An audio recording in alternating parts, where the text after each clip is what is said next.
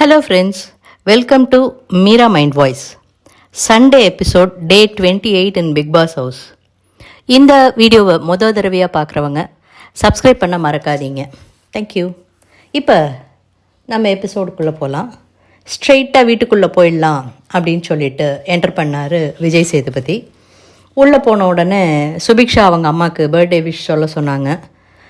அடுத்தது முக்கியமான ஒரு விஷயம் பேசணுன்ன உடனே எல்லாருமே கேப்டன்ஷிப் பற்றி அப்படின்னாங்க. ஆமாம், இது ஆர்மி கேம்பா என்சிசி கேம்பான்னு எனக்கே ஒரு சின்ன சந்தேகம் இருந்தது. எப்படி இருந்தது அப்படின்ன உடனே 65% சக்ஸஸ் சார் அப்படின்னு பிரவீன் சொன்னார். நான் எவ்வளவோ பண்ண நினச்சேன், ஆனால் பல பேர் கோஆப்ரேட் பண்ணல அப்படிங்கிற மாதிரி. இந்த வீட்டில் இது ஒரு எழுதப்படாத விதிங்க. யார் கேப்டனாக வந்தாலும் சரி, அவரை நிம்மதியாக இருக்க விடக்கூடாது, அவரை வச்சு செஞ்சிடணும். பிகாஸ் அவருக்கு நாமினேஷன் ஃப்ரீ பாஸ் கிடச்சிருது அப்படிங்கிற ஒரு விஷயமே எல்லார் மனசுலேயும் போய் உட்காந்துருது. ஸோ வீக் முழுக்க அவரை டார்ச்சர் பண்ணிகிட்டே தான் இருக்காங்க. அது ஒன்றுமே பண்ண முடியாது. அடுத்தது ஃபன்னாக இருந்தது அப்படின்னு சொன்னாங்க. பாரு ரொம்ப சீரியஸ் ஃபன்னாக இருந்தது அப்படின்னாங்க. உடனே யார் போட்ட ரூலை நீங்கள் மதிச்சிருக்கீங்க பாரு சொல்லுங்கள் அப்படிங்கிறத அவங்க ரொம்ப பெருமையாக எடுத்துக்கிறாங்க. அது ஒரு பெருமைப்படக்கூடிய விஷயம் இல்லை அப்படின்னு அவங்களுக்கு இவர் நேற்றுக்கு இவ்வளோ தூரம் பேசினதுக்கு அப்புறமும் புரியலங்கிறது தான் வருத்தமாக இருக்குது. கமருதீன் எழுந்து வேறு ஏதோ பேச போக, உங்களுக்குன்னு தனியாக எல்லாத்துக்கும் ஒரு விளக்கம் சொல்ல வேண்டியதாக இருக்குது, நீங்கள் உட்காருங்க கமருதீன் அப்படின்ட்டாரு. அரோரா ஃபன் ஆஸ்பெக்டில் பார்த்தா ஓகே. அதே மாதிரி துஷார் பேசினோன்னே, இப்போ பேச தெரியுதில்ல, உங்களை உறுத்துற ஒரு விஷயத்துக்கு நீங்கள் பேசி தான் ஆகணும் துஷார் அப்படின்னு அவருக்கு திரும்ப எடுத்து சொன்னார். இந்த வீக் சேஞ்ச் தெரியும் சார் அப்படின்னு இருக்காரு துஷார். அவங்களும் அரோராவும் ஒரு பேக்ட் போட்டுட்டாங்க. நம்ம இந்த வீக் வச்சு பண்ணுறோம், எல்லாரையும் 2 பேரும் தனித்தனியாக நம்ம இண்டிவிஜுவல் கேம் ஆடுவோம், நம்ம பேசிக்க வேண்டானோன்னு துஷார் மூஞ்சியில் பேயறிஞ்ச மாதிரி ஆயிடுச்சு. இந்த வீட்டுக்குள்ளே அப்படின்னு அரோரா சொன்னா, ஓகே ஓகே அப்படின்னு சிரிக்கிறாரு. டேய் என்னடா பண்ண வந்திருக்கீங்க சை. அடுத்தது வியன்னா. எல்லா இடத்துலையும் பயங்கர கேஆஸ் வந்துடுது, அவரை தலையாக யாருமே பார்க்கலன்னு 2 மார்க் கொடுத்தாங்க. இவங்க பண்ணுறதுக்கெல்லாம் கடைசியில் சொன்னார், உங்களுக்கும் இதை மாதிரி ஒரு வாய்ப்பு வரும், அப்போ நீங்கள் என்ன பண்ணுறீங்கன்னு எல்லாருமே பார்ப்பாங்க அப்படின்னுட்டு. ஸோ அடுத்தது வினோத் யார் கையிலையும் துப்பாக்கி கொடுக்கல சார், அப்படி கொடுத்துருந்தா அவர் கால் கீழேயே 2 குண்டு போட்டிருப்பேன் சார் அப்படின்னு அவருடைய பாணியில் பேச, நியாயத்துக்கு குரல் கொடுங்க, உங்கள் கோபத்தை நாங்கள் எல்லாருமே ரொம்ப ரசிச்சிருக்கோம் அப்படின்னு சொல்லிட்டு சரியான இடத்துல கோபப்படுங்க. சும்மா வெட்டிக்கு திவாகர் பண்ணுறதுக்கெல்லாம் பின்னாடியே போய், அதுவும் நீங்கள் சொல்லி கொடுத்தது தானே சார் அப்படின்னு தோணினது நமக்கு. திவாகர்கிட்ட நேற்றுக்கு பேசினதெல்லாம் புரிஞ்சுதா அப்படின்னு கேட்டதுக்கு அப்புறமா, கேப்டன் ரொம்ப பயாஸ்டாக இருந்தார் சார் அப்படின்னு சொல்லிட்டு ஆஸ் யூஷுவல் அவரும் புரிந்த மாதிரி காமிச்சிக்கிறார், தலையாட்டுறாரே தவிர எவ்வளோ தூரம் புரிஞ்சுதுன்னு வீக் ஆரம்பித்ததுக்கு அப்புறம்தான் நமக்கு தெரியும். அடுத்தது பிரவீன்கிட்ட நிறைய எதிர்பார்ப்பு இருந்தது. அவர் ஆர்மி கிர்மின்னு ஒன்று அது ரொம்ப எகிரினுது, ஆனால் கொஞ்சம் கொஞ்சமாக குறைஞ்சிட்டே வந்துடுது, இது ஒரு ப்ளே ஸ்கூல் ஆயிடுச்சு அப்படின்னு சொல்லி தீர்ப்பு சொல்லிட்டு ஒரு சிறிய இடைவேளைக்கு பிறகு பெரிய சர்ப்ரைஸோடு வரேன்ட்டு போனார். அப்போயே நமக்கு புரிஞ்சிருச்சு, ஓகே வைல்டு கார்டு என்ட்ரி அப்படின்னுட்டு. துஷார் அண்ட் அரோரா பேசிக்கிறாங்க தான், நம்ம தனித்தனியாக விளையாடலாம் அப்படின்னு சொல்லிட்டு. First wild card entry Prajin and Sandra. இவங்க பயங்கரமாக ஒரு பேசப்பட்ட ஒரு பேர். அவங்க சீரியலில் நடிக்கும்போதே தடவையாக சீரியலுக்கே டைட்டில் சாங் வச்சு அது ரொம்ப ஃபேமஸ் ஆனது பிரஜினோட சீரியலில் தான். 90s கிட்ஸ் எல்லாருக்கும் ரொம்ப பிடிச்ச ஒரு ஹீரோ அண்ட் ஹீரோயின். ஸோ இவங்க விஜய் சேதுபதிக்கு ரொம்ப க்ளோஸ் ஃப்ரெண்டு. ஸோ அந்த க்ளோஸ் ப்ராக்சிமிட்டியில் இருக்கிற அந்த ஸ்டேஜில் இருக்கும்போது பயங்கரமாக தெரிஞ்சுது பிரஜின்கிட்ட. உள்ளே வந்ததுக்கப்புறமும் அவருடைய ஆட்டிடியூட்ஸ் பார்த்தா ரொம்ப ரொம்ப என்ன சொல்கிறது, நான் தான் அப்படின்னு இருக்கிற மாதிரி தோணினது. பட் அவர் இந்த கும்பலே மெச்சூரானவர், நிறைய வெளி உலகத்தில் பார்த்தவர், அண்ட் இன்னும் மற்றவங்க அளவுக்கு வயசாகி பண்படுற அந்த ஸ்டேஜுக்கு வரல. ஸோ அதனால் இருக்கிற ஒரு தலகணமாக இருக்கலாம், தலகணம்னு சொல்ல முடியாது, அதனால் இருக்கிற ஒரு ஷியோரிட்டி ஆட்டிடியூடாக இருக்கலாம், என்னன்னு தெரியல. வருமானங்களை பார்த்தா தான் தெரியும். அண்டு இவங்க 2 பேரும் தான் தடவையாக ஹஸ்பண்ட் அண்ட் ஒய்ஃபாக வீட்டுக்குள்ளே வர்றது. எல்லாருமே சொல்கிறாங்க ஹஸ்பண்ட் அண்ட் ஒய்ஃபாக உள்ளே போயிருக்காங்க அப்படின்னுட்டு. நீ தான் ஆள், எனக்கே பயமாக இருக்குது அப்படிங்கிற மாதிரி விஜய் சேதுபதியும் சொல்லி, ஆனால் அவங்கக்கிட்ட தெளிவாக சொன்னார், ஹஸ்பண்ட் அண்ட் ஒய்ஃபுங்கிறதுனால சேர்ந்து விளையாட முடியாது, இண்டிவிஜுவல் கேம் தான் விளையாடணும். அதில் சாண்ட்ரா ரொம்ப கிளியராக இருக்காங்க. என் ஹஸ்பண்டை எதிர்த்து நான் விளையாடுறது தான் டஃப்பாக இருக்கும், பிகாஸ் என்னுடைய வீக்னஸ் எது ஸ்ட்ரென்த் எதுன்னு அவருக்கு நல்லா தெரியும். அதெல்லாம் அந்தளவுக்கு அவங்களுக்கு தெரியாதுங்க. விளையாட்டுன்னு வரும்போது ஜென்ஸ் அதெல்லாம் மறந்துடுவாங்க, அவங்களால அதெல்லாம் கரெக்டாக இது பண்ண முடியாது. ஃபைன், உள்ளே போயிருக்காங்க, பார்ப்போம். ஆனால் அவங்கக்கிட்ட தெளிவாக சொல்லிட்டாங்க, இன்றைக்கி நான் இப்படி பேசிகிட்டு இருப்பேன், ஆனால் நாளையிலிருந்து நீங்களும் ஒரு கண்டஸ்டண்ட்டு தான். நான் ஏதாவது திட்டினேன், நீ பண்ணுறத பாயிண்ட் அவுட் பண்ணேன்னா என்னை தப்பாக நினச்சிக்காதீங்க. கேமை முடிச்சுட்டு வெளியில் வாங்க, திரும்ப ஃபேமிலியாக வீட்டுக்கு வாங்க, நம்ம பார்ட்டி பண்ணலாம், லஞ்ச் சாப்பிட்லாம், என்ன வேணாலும் பண்ணலாம். But when you are in the house, நீயும் ஒரு கண்டஸ்டண்ட்டு தான் அப்படின்னு தெளிவுபடுத்தி உள்ளே அனுப்பிச்சி வச்சார். அடுத்தது உள்ளே வந்த உடனே லிவிங் ஏரியாவுக்கு போகலாம் வாங்க அப்படின்னு சொல்லிட்டு நாங்கள் ஷோவை பார்த்துட்டு வந்திருக்கோம். ஏதாவது கொஷின் பேப்பர் அவுட் பண்ணணுமா, ஏதாவது லீக் பண்ணணுமா அப்படின்னு கேட்ட உடனே பார்வதி தான் ரொம்ப ஆர்வமாக கேட்டது. சரி, ஓகே, எல்லாருமே செம்ம கேவலமாக விளையாடுறீங்கன்னு ஆரம்பித்தார். அடுத்தது எல்லாருமே ஒருத்தரை டிபெண்ட் பண்ணி தான் விளையாடுறீங்க. நான் நேற்றுக்கே இதை பற்றி சொல்லணும்னு நினச்சேன். அன்பு கேங்குன்னு சொன்னால் நீங்கள் வம்பு பேசுகிறதுக்கு பாருவும் யாராவது ஒருத்தரை தேடி ஒருத்தரை ரிலே பண்ணி தானே விளையாடுறாங்க. பிகாஸ் ஃபஸ்ட்டு திவாகர் 2 கலை, திவாகர் இல்லைன்னா கமருதீன், இப்போ வியன்னாவையும் தனக்கு கூட்டு சேர்த்துக்க பார்க்குறாங்க. அப்போ இதுவும் ஒரு கேங்கு தானே ஆறுது அப்படின்னு தோணினது நமக்கு. ஃபைன். அடுத்தது டிவி ஆஃப் பண்ணிட்டு போயிடுறாங்க, யாரும் பார்க்குறதுக்கு கூட இன்ட்ரெஸ்டடாக இல்லை, அவ்வளோ கேவலமாக பண்ணுறீங்க அப்படின்னு சொல்லிட்டு நீங்கள் எல்லாருமே ட்ரெஸ் பண்ணி அழகாக இருக்கீங்க, எல்லாருமே ரொம்ப அழகாக இருக்கீங்கன்னு எல்லாரும் ட்ரெஸ் பண்ணி பார்க்க அழகாக இருக்கீங்க அவ்வளோதான் அப்படின்னுட்டு கேள்வி, ஒரே ஒரு கேள்வி, எதுக்காக இந்த சீசனுக்கு போட்டியாளராக வந்திருக்கீங்கன்னு சொல்லிட்டு சாண்ட்ரா உனக்கு பிடிச்ச கண்டஸ்டன்ட் யார் அப்படின்னோடனே எஃப்ஜேவை போய், ஸோ எஃப்ஜேவை சாண்ட்ராக்கு பிடிச்சிருக்கு, உள்ளே போய் அங்கே இருக்கிற பேடெல்லாம் எடுத்துகிட்டு வாங்க, உள்ளே போய் எடுத்துகிட்டு வாங்கன்னாங்க. அதில் பார்த்தா பேடும் பென்னும் இருந்தது. எல்லார் கையிலையும் ஒரு பேடு கொடுத்து ஏதாவது எழுதுங்க, எதுக்காக இந்த இதுக்கு போட்டியாளராக வந்திருக்கீங்கன்னு எழுதுங்க அப்படின்னாரு. உடனே ஃபஸ்ட்டு பாரு நீங்கள் வாங்க அப்படின்னோடனே பாரு என்ன பண்ணுறாங்கன்னு பாருவுக்கு மட்டும்தான் தெரியும். என்ன பாரு 2 பேப்பர் எழுதுறீங்களா? ஏன்னா அவங்க கமருதீனுக்கு எடுத்து கொடுத்துட்டு இருந்தாங்க.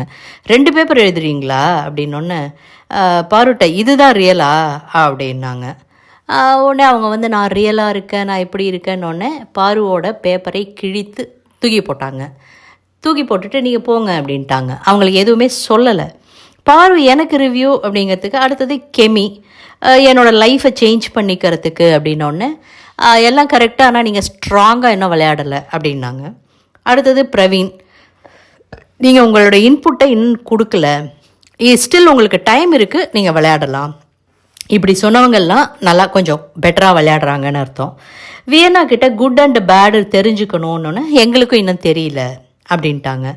உடனே பாரு எனக்கு ரிவ்யூன்னா அதுக்கு நாங்கள் வரோம், எங்களுக்கு டைம் இருக்குது, வெயிட் பண்ணுங்கள், நாங்கள் சொல்லும்போது தான் அப்படின்ட்டாரு பிரஜன். அப்பயே கொஞ்சம் வியன்னா அரோராலாம் அப்படியே லைட்டாக துள்ள ஆரம்பித்தாங்க. அடுத்தது கமருதீனை பேப்பர் கொண்டாங்க அப்படின்னு சொல்லிட்டு, என்ன கேம் விளையாடிருக்கீங்க நீங்கள் அப்படின்னு. நான் கிழிக்க போகிறதில்ல, உங்களுக்கே தோணுதுன்னா நீங்களே கிழிச்சு போட்டுருங்கன்ட்டாரு. சபரிக்கிட்ட நீங்கள் கேங்குன்னு ஃபீல் ஆகுது அப்படின்ன உடனே இது பண்ணிவிட்டு, சரி எனக்கு பாரு இருக்காங்க, நாங்கள் பாருக்கிட்ட பேசிக்கிறோம் அப்படின்னு சொல்லி கமருதீன் அந்த மாதிரி ஆரம்பிக்க அதை கட் பண்ணிவிட்டு அடுத்தது சபரி, அடுத்தது திவாகர் அப்படி இப்படின்னு பண்ணும்போது, நீங்கள் இங்கே நடிக்க வரல, கேமில் கான்சென்ட்ரேட் பண்ணுங்கன்னு திவாகர்கிட்ட. அடுத்தது கனி, புதிய அனுபவங்களை எதிர்நோக்கின்னொன்னே ஒரு கூட்டத்தை சேர்த்து நீங்கள் விளையாடுறீங்க அப்படின்னு அவங்களுக்கும் சொல்லிவிட்டு, வினோத் முகம் தெரிய வைக்கிறதுக்காக தேவையில்லாத விஷயங்கள்லாம் பண்ணுறீங்க, ஆனால் கேமை விட்டு போய் ஏதேதோ பண்ணிகிட்ருக்கீங்க, பண்ணாதீங்கன்னாங்க. அரோராவை கேட்ட உடனே நான் பைசாக்காக வந்தேன், எக்ஸ்பீரியன்ஸ்க்காக வந்தேன்னாங்க. உடனே அவங்களோட இதை கிழிச்சு போட்டுட்டு பண்ணோடனே திஸ் இஸ் ஸோ ரூட் அப்படின்னு எல்லாம் அப்படியே ஏதோ பண்ணுறதுக்கு ட்ரை பண்ணாங்க அந்த பொண்ணு. அவங்க எப்படி என்னோடய கேம் எப்படின்னு நிர்ணயித்து அதுக்கு ஒரு மார்க் கொடுத்து கிழிச்சு போடலாம், அதை தானம்மா பிக் பாஸில் ஃபுல்லாகவே எல்லாரையுமே பண்ண சொல்லிட்டு இருக்காங்க. இவங்களுக்கு ஒரு அட்வான்டேஜ் இருக்குது, 30 நாளாக நீங்கள் என்ன பண்ணிகிட்டு இருக்கீங்கன்னுட்டு. அதை நேத்திக்கே விஜய் சேதுபதி சார் சொன்னப்பையும் நீங்கள் யாரும் அக்செப்ட் பண்ணல. இன்றைக்கி இவங்க வந்து அதையே இன்னும் ஸ்ட்ராங்காக சொல்லும் போதும் அக்செப்ட் பண்ணுறதுக்கான பக்குவம் பலருக்கு இல்லை. அடுத்தது துஷார் வந்து நான் என்னென்னமோ பண்ணணும்னு நினச்சிட்டு வந்தேன், ஆனால் என்னால் பண்ண முடியலன்னு உங்களுக்கே நியாயமாக நீங்கள் சொல்லியிருக்கீங்க, கிஷ் நீங்களே போட்டுருங்க அப்படின்னு சொன்னாங்க. விக்ரம் கிட்ட அவங்க கேட்ட உடனே நான் டு க்ரோ என் சேனலை வளர்க்கணும் எல்லாம் பண்ணணும்னு பண்ணியிருக்கீங்களான்னு பண்ணியிருக்கேன் அப்படின்னோடனே சரி பண்ணியிருக்கீங்க, ஆனால் இன்னும் வெளில தெரியல, நல்லா விளையாடுங்கன்ட்டு விட்டுட்டாங்க. ரம்யா கிட்ட வந்து நீ கேமே விளையாடுறதில்ல அப்படின்னு அவங்களையும் இது பண்ணாங்க. அடுத்தது எஃப்ஜே வந்து ஆர்ட்டை வெளியில் தெரிய வைக்கிறதுக்கு இன்னொன்று டேலண்ட் எக்ஸ்போஸ் பண்ணுறதுக்கான ஷோ இது இல்லை எஃப்ஜே, அதுக்கு நீங்கள் வேறு ஷோக்கு போயிருக்கணும், அது அந்த இது பண்ணணுன்னா அவன் சூப்பர் சிங்கர் போயிருக்கணும். ஸோ நீங்கள் ஆடுற கேம் சுத்தமாக பிடிக்கல அப்படின்னு சொல்லி எஃப்ஜேவை நல்லாவே ஸ்ட்ராங்காகவே சொன்னாங்க. அடுத்தது சுபிக்ஷா, நல்லா விளையாடுறீங்க, காயின் ஸ்ட்ராட்டஜி பயங்கரமாக இருந்தது, நீங்கள் கணிக்கு கொடுக்க போகிறது இல்லைன்னு தெரிஞ்சிருச்சு எங்களுக்கு, நல்லா விளையாடுறீங்க அப்படின்னு பாராட்டிட்டாங்க. அடுத்தது சபரி, ஏதோ சடன்னாக ஒதுங்குற மாதிரி இருந்ததுன்னொன்னே அவரே சொன்னார், மொதல் 2 வாரம் நான் வந்து எல்லாத்துலேயும் பேசும்போது நமக்கே தோணினது, ஈவன் கேப்டன் கூட அவர்கிட்ட போய் இது பண்ணலாமா அது பண்ணலாமான்னு கேட்டுட்டு பண்ணுற மாதிரி. அதாவது எல்லாரும் என்ன நினச்சிட்டாங்க, இவர் இந்த சேனல்லே இருக்கிறவர், இந்த கேமை பற்றி நல்லா தெரிஞ்சிருக்கும், ஸோ மற்றவங்க என்ன பண்ணாங்க ஏது பண்ணாங்க அதை வச்சு இவர் நமக்கு ஐடியா கொடுப்பார் அப்படிங்கிற மாதிரி அந்த துணி இருந்தது. இவன் பஞ்சாயத்து பண்ணுறான், பஞ்சாயத்து தலைவருங்கிற மாதிரி எல்லாம் கூட இருந்தது. அதனால் நான் கொஞ்சம் ஒதுங்கிட்டேன் அப்படின்னு சொன்ன உடனே நீங்கள் கிளாப் வர்ற மக்கள்கிட்ட மட்டும் சேர்றீங்க அப்படின்ட்டு முதல்ல எஃப்ஜேவை விட்டு தள்ளி நில்லுங்க, காதில் வந்து குசு குசுன்னு பேசுகிறான் அப்படின்னு சொல்லிட்டு. ஆனால் சபரியை பெருசாக ஒன்றும் சொல்லலை, நல்லா பாசிட்டிவாக தான் பேசினாங்க. அடுத்தது துஷாரை வந்து நீங்களே கிஷ் போட்டுருங்க. அப்புறம் பாருகிட்ட வந்து நீங்கள் பண்ணுறது அது வேறு எங்கேயோ போகுது, நல்லா கேம் விளையாடுற பட் அது வந்து மாறிடுது அப்படின்னுட்டு. கமருதீன் என்ன பண்ணான் தெரியுமான்னு ஏதோ கொளுத்தி போட்டு விட்டு விட, அதாவது திவாகர்கிட்ட இவங்க பேசினாங்க இல்லையா, அதை பாருக்கிட்ட கொளுத்தி கமருதீன் கிட்ட கொளுத்தி போட்டுடுறாங்க. அடுத்தது கமருதீனும் பாரும் உட்காந்து பயங்கரமாக பேசுகிறாங்க. பாரு ஏய் ஒரு நிமிஷம் கேளு, அப்படியே அடங்கி போய் ஒரு நிமிஷம் நான் சொல்கிறத கேளுன்னு சொல்ல கமருதீன் சொல்கிறாரு, வெளியில் போய் நீ கேஸ் கொடுத்தன்னா போலீஸ் பிடிச்சிட்டு போகிற லெவலில் நீ என்னை பற்றி பேசியிருக்க, நீ என்ன தான் நினச்சிட்ருக்கன்னு ஒன்று, நீ என்னை பற்றி நீ இது பண்ணுறியா இல்லையா அப்படின்னு சொல்லி பயங்கரமாக நம்ம தான் ஒதுங்கிட்டோமே அப்படி இப்படின்லாம் சொல்கிறதுக்கு எனக்கு சண்டை போட ஒரு ஆள் என்னென்னமோ பேசுகிறாங்கங்க அவங்க. ரோஸ்டனா மைல்டாக தான் இருந்தது இவங்க பண்ணினது, பெருசாக இல்லை. பாருவும் கமருதீனும் பேசும்போது தான் அவங்க வந்து நீ என்னை பற்றி கேர் பண்ணுறியா இல்லையா, என்னை பற்றி கேர் பண்ணுறேன்னா ஒரு நிமிஷம் உட்காந்து கேளு அப்படின்னு பயங்கரமாக கெஞ்சுறாங்க.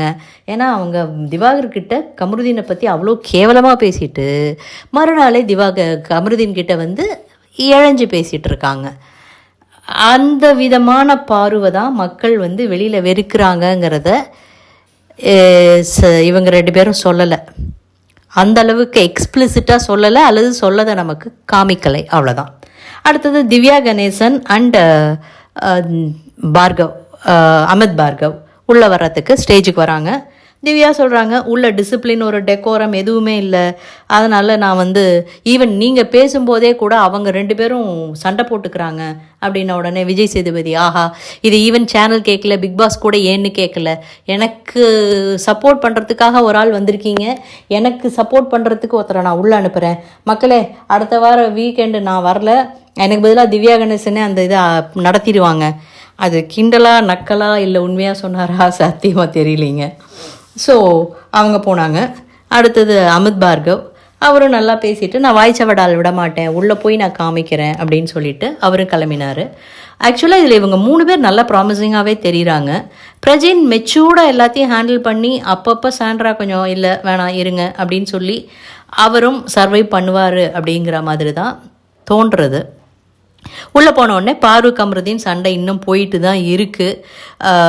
கமருதீன் வந்து நீ இப்படிலாம் பண்ணுறதுனால உன் பேர் தான் போயிட்டுருக்கு, நீ திவாகர்கிட்ட போய் பேசியிருக்க அப்படி இப்படின்னு சொல்லிட்டு கமருதீன்கிட்ட கேட்குறாங்க, கத்துற, you want to save your self, அதுக்காக நீ இதெல்லாம் பண்ணுறியா அப்படின்ன உடனே இதில் இன்னொரு ஆள் வேற வராங்க, செய் அப்படின்னுட்டு தான் எழுந்து போகிறாங்க பார்வதி. இந்த மாதிரியான உங்களுடைய ஆட்டிடியூடு தான் பார்வதி வெளியில் உங்களை மோசமாக காமிக்குது. இதை அமித் வந்து நல்லா கிளியராக எக்ஸ்பிளைன் பண்ணுறாரு பார்வதிக்கு.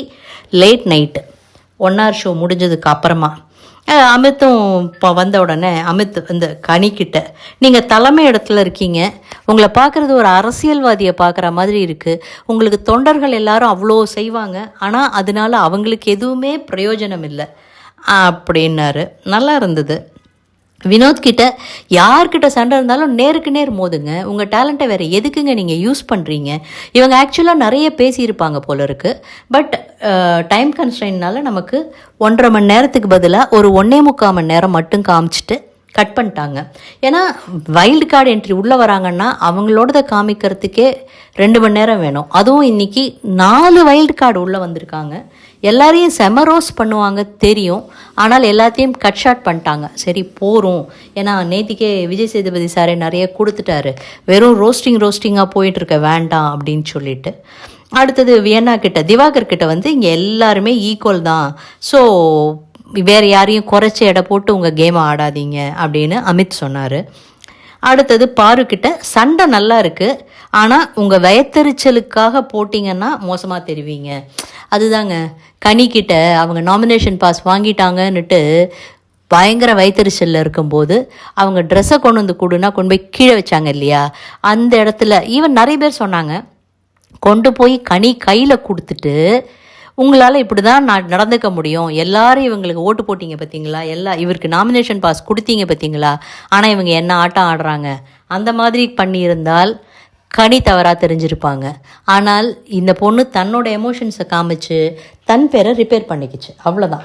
அடுத்தது வியன்னா கிட்ட அவர் முறைச்சாருன்னா போய் அழறீங்கன்னு, நான் அழவே இல்லையே, நான் ரொம்ப ஸ்ட்ராங், அப்போ நீங்கள் தெளிவாக பார்க்காம உள்ளே வந்திருக்கீங்க, ஏம்மா 24/7 பார்த்துட்டு வந்திருக்கேன்னு சொல்கிறாங்க, இன்னமும் புரிஞ்சுக்காம, அதுதான் சின்ன பிள்ளைதானோங்கிறது. ஃபைன். அடுத்தது Divya, where is the decorum, discipline எதுவுமே இல்லை. பாருக்கிட்ட நீங்கள் வந்து ஒரு ஆங்கர், ஒரு இன்டர்வியூவர், உங்ககிட்ட வர்றவங்கள்ட்ட பேசுகிறதுக்கு நீங்கள் எவ்வளோ டிசிப்ளின் எதிர்பார்ப்பீங்க, ஆனால் உங்ககிட்ட அந்த டிசிப்ளின் எங்கே போச்சு, எதுவுமே இல்லை அப்படின்னுட்டு. திவாகர் கிட்ட தகுதின்னா என்ன, தராதரன்னா என்ன, நீங்கள் சொல்கிற ரீசன்ஸ் ஏதாவது ஓகேவா இருக்கா, இல்லைன்னா இங்கே உங்களுக்கு தகுதியானவங்க யாருமே இந்த வீட்டுக்குள்ளே இல்லைன்னு நீங்கள் நினச்சிங்கன்னா பிக் பாஸ்ட்டை சொல்லிட்டு கதவை திறப்பாரு, நேராக வெளில போயிடுங்க. பிக் பாஸே சொல்லாத ஒரு விஷயத்தை, விஜய் சேதுபதியே சொல்லாத ஒரு விஷயத்தை திவ்யா கணேசன் இவங்க சொல்லி கொடுத்து அவங்கள்ட்ட இது கேளுங்கன்னு சொல்லி கொடுத்து அனுப்பிச்சிருக்காங்களா, இல்லை அவங்களா கேட்குறாங்களா நமக்கு தெரியாது. அப்படி இருந்துமே அவங்க கேட்டது நல்லா இருந்தது, சூப்பராக இருந்தது. காமன் சென்ஸ் இல்லையா, ஒரே ஒரு டாபிக் எடுத்தால் அந்த டாபிக் மட்டும் பேச தெரியாதா, இங்கேருந்து இன்னொன்று, அதுதாங்க இந்த வீட்டில் சத்தம் ஜாஸ்தியாகிறதுக்கு காரணம். தாவிக்கிட்டே இருக்காங்க, ஒருத்தர் பேசுகிறத விடாமல் இன்னொருத்தர் வந்து குறுக்க பேசி பண்ணுறாங்க. அடுத்தது விஜய் சேதுபதி வந்து வீடு வைல்டு கார்டு வந்ததில் காடாக மாறி பற்றி எரியுது, ஸோ ஆட்டம் திரும்புதா, இது சத்தம் குறைஞ்சுதா இல்லையா, வரும் வாரத்தில் பார்க்கலாம் அப்படின்னு சொல்லிட்டு கிளம்பிட்டாரு. இங்கே உள்ளுக்குள்ளே பிக் பாஸ் வந்து அமித் அண்ட் இவங்களை கூப்பிட்டு, திவ்யாவை கூப்பிட்டு, உங்கள் 2 பேருக்கும் ஒரு டாஸ்க்கு கொடுத்தேன், அதை நீங்கள் ஆரம்பிக்கலான்னு உடனே இந்த வீட்டுக்குள்ளே 2 பேர் யூஸ்லெஸ்ன்னு நீங்கள் நினைக்கிறது யார், அது வந்து 2 பேரும் ஈச் 2 மெம்பர்ஸ் சொல்லணும்னு உடனே திவ்யா ஃபஸ்ட்டு திவாகர் எதையுமே காது கொடுத்து கேட்குறது கிடையாது, நீங்கள் இந்த வீட்டுக்குள்ளே இருக்கிறதே வேஸ்ட்டு அப்படின்னாங்க. நல்லா இருந்தது. அமித்தை பார்த்தா விக்ரம சொன்னார், எங்கேயுமே தெரியலையேன்னுட்டு. சார் அவ்வளோ பெரிய உருவம் உங்களுக்கு கண்ணுக்கு தெரியலையா? ஆஸ் வெல் விக்ரம் அங்கங்கே நிறைய தூவிக்கிட்டே இருக்காரு. பாருவே சொல்லுவாங்க, ஏய் இவங்கிட்ட பேசினா நம்மளை காலி பண்ணிவிடுவான், அப்படின்னுட்டு அந்த விக்ரம ஓகே அவர் he has to up his game, அதை நம்ம இல்லைன்னு சொல்லலை. ஆனால் விக்ரம சொன்னது லிட்டில் சர்ப்ரைசிங் ஆஃப்கோர்ஸ். அடுத்தது அரோரா, உங்களை மட்டும்தான் நீங்கள் நேசிச்சுட்டு இருக்கீங்க. அரோரா சொன்னாங்க, எனக்கு I am having self love ஃபஸ்ட்டுன்னுட்டு. நீங்கள் உங்களை மட்டும்தான் நேசிச்சுட்டு இருக்கீங்க, நீங்களும் இந்த வீட்டுக்கு வேஸ்ட்டு அப்படின்ட்டாங்க. அதுவும் ட்ரூ 100%. திரும்ப திவ்யா வந்து இவங்களை சொன்னாங்க, துஷாரை. அதுவும் ஆப்வியஸ், துஷாரை தான் சொல்லுவாங்க அப்படின்னு சொல்லிட்டு.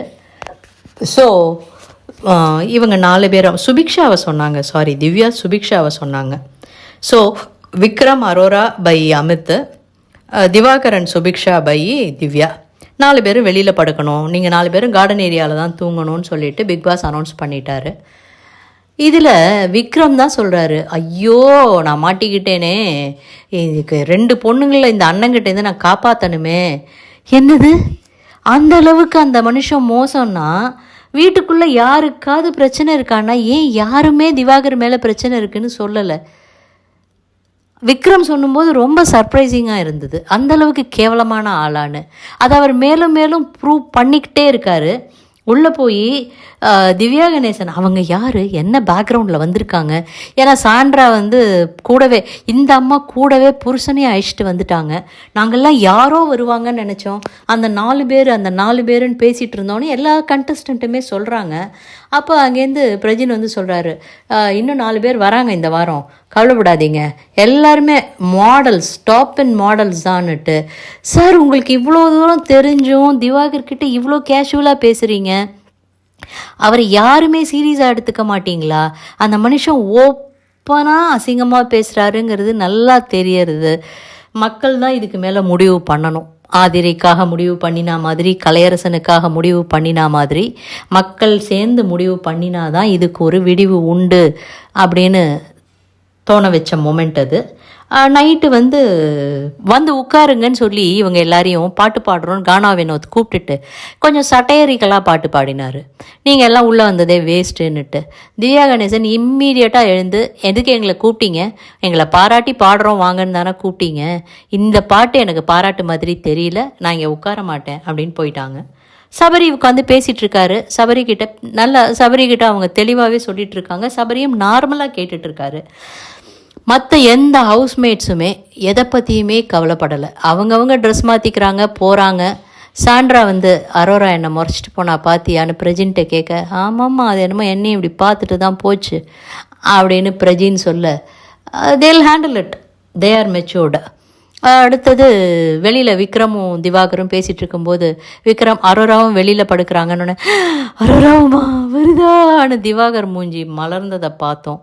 சை அப்படின்னு தோணினது. அமித் பார்கவ் நம்ம பாருக்கிட்ட ஒவ்வொரு சீனாக எக்ஸ்பிளைன் பண்ணி, பாரு தாங்க எல்லார்கிட்டையும் ஃபஸ்ட்டு சாண்ட்ரா பிரஜினை நிற்க வச்சு கேள்வி அதெல்லாம் நமக்கு காட்டலைங்க. அவங்க ஏதோ பேசிகிட்டு இருந்தாங்க, இவங்க என்ன பேசுகிறாங்க என்ன சொல்கிறாங்கன்னு தெரிஞ்சுக்கிறதுக்காக வெளியில் வந்து உட்காந்து மேக்கப்பை ரிமூவ் பண்ண ஆரம்பித்தாங்களாம். ரம்யா, ஜோ, கனி அண்டு கூடவே யாரோ ஒருத்தங்க இருந்தாங்க, அரோராவோ யாரோ ஒருத்தங்க வெளியில் உட்காந்து இவங்க அதெல்லாம் பார்த்துட்டு இருந்தாங்களாம். ஏங்க ஸ்ட்ரெயிட்டாகவே இவங்கக்கிட்ட போய் பேசுங்களேன், ஏன் உங்களுக்கு எதுக்காக இப்படி பண்ணணும், ஒரு பேட் லைட்டை நீங்களே உங்களுக்கு காமிச்சிக்கிறீங்கன்னு தோணினது. அமித் பார்கவ் அடுத்தது இவங்க வந்து பாரு நெக்ஸ்ட்டு வந்தது அமித் பார்கவ் கிட்ட க்ளீனாக எக்ஸ்பிளைன் பண்ணார். சீனாக சொல்லி, இந்த சீனில் நீங்கள் இப்படி பண்ணது தப்புன்னுட்டு. ஓகே, நேத்திக்கு விஜய் சேதுபதி சாரும் சொன்னார், உங்கள் மைண்டு ஃபாஸ்ட்டு டீட்டெயில்டு, ஆனால் அதை நீங்கள் கரெக்டான இடத்துல யூஸ் பண்ணலைன்னு, இனிமேல் நாளையிலேருந்து பாருங்கள் ஆட்டம் மாறும் அப்படின்னு சொல்லியிருக்காங்க. ஆட்டம் மாறுதா, நம்மளை ஏன் மாற்றுதான்னு நாளைக்கு பார்க்கலாம். அதோட இந்த வார வீக்லி டாஸ்க் என்னவாக இருக்கும், அதை எப்படி இவங்க கொண்டு போவாங்க, இந்த 4 பேரும் இந்த ஜோதியில் ஐக்கியமாகி விடுவார்களா அல்லது சொன்ன மாற்றங்களை கொண்டு வருவாங்களா, இந்த வாரம் பார்க்கலாம். இந்த வீடியோ உங்களுக்கு பிடிச்சிருந்ததுன்னா லைக் பண்ணுங்கள், ஷேர் பண்ணுங்கள், சப்ஸ்கிரைப் பண்ண மறக்காதீங்க. தேங்க்யூ.